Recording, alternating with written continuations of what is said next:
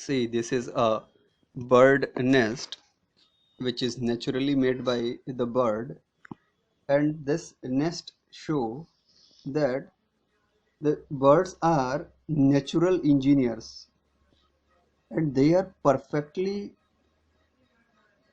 and very specially able to design the nest.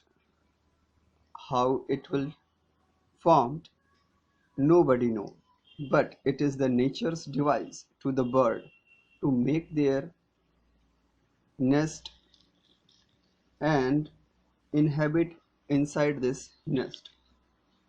The outer covering of this nest is very hard, made up of very hard woody structures. Either it is the grass of family Poaceae or Cyperaceae, but the inner side, this portion, the inner side of the nest, it is very soft,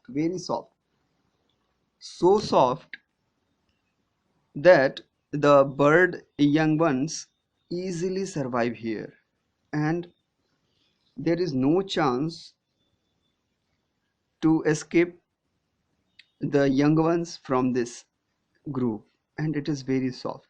So it is a nature's device to the bird to perform this type of nest formation and survive themselves.